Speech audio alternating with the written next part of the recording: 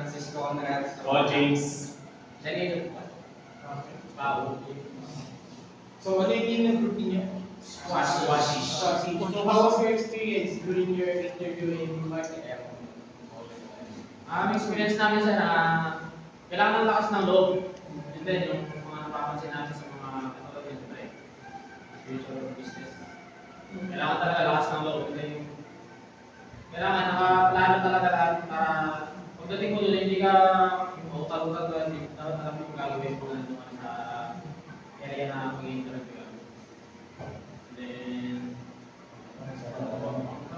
Yun nga po, natutunan namin na yung sa pagkakas namin sa mga tindera. Nararamdaman din po namin na mas mabili na yung yung talong, tsaka okra. Yun nga. Hindi yung alam asa lang. Nag-joke.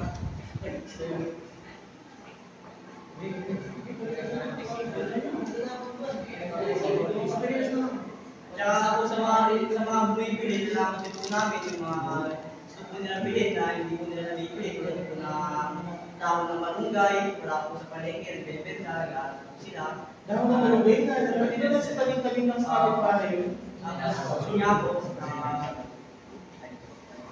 tinanong din po namin yung mga bibili kung magbebenta po kami, kung bibili po ba sila. Yun nga po, sabi naman po nila, sige. Iba naman po ay hindi tulad ni Access, magsalita.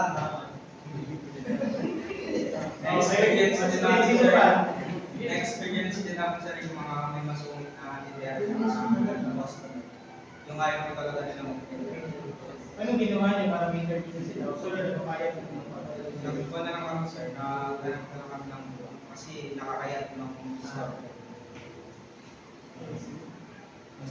Yun, wala ka nang Sir, meron ako ito yung sarili ko na na-accept dahil hindi na ako nakasama sa interview nila sir. O saan sir, pag mag-negosyo ka wala kailangan, marunong ka mag-solve ng problem. Para like sa mga fast food gano'n. Parang gano'n din sa pagbibenta ng gulay sir. Ibig ko sabihin dun sa pagsasolve ng problem sir is kumbaga kung nagbebenta ka ng gulay, hindi na kailangan pang magtanim, hindi na kailangan mag-alaga ng gulay ng mga tao. Bibili na instant na lang, babayaran mo yung gulay. Kung gano'n yung ibig ko sabihin sa ganyan negosyo. Hindi na sila, na-your idea lang yung sir. Ikaw naman. Ang pag-ingay din po. Sa akin sir kasi experience ko natin yan.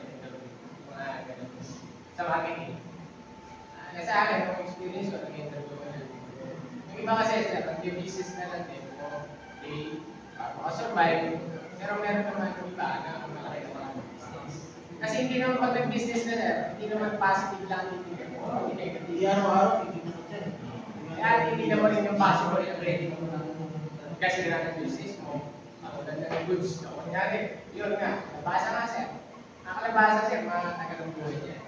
Ang okra, mabilis lang yan. Ang talong, mabilis lang yan. Kaya matagal yan.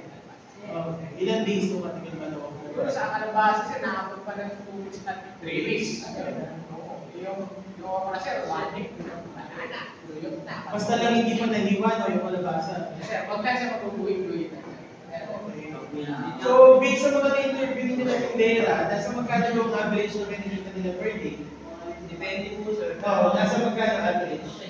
May 300 ba? 500? 1,000? Kita na. Ang total, ang talagang tinanong namin sir, yung puhunan na di ba namin tinanong kung Hindi yung tinanong magkano kinikita nila. tinanong namin sir, kung yung puhunan nila, kung Yung ibang group nakapagtanong ba kung magkano? Yes, sir. Magkano daw? Let's Hindi, lahat. Yung tindera, yung mismo nagtitinda, magkano kita nila sila? hindi po yung isa lang pong napagtanungan namin ng ano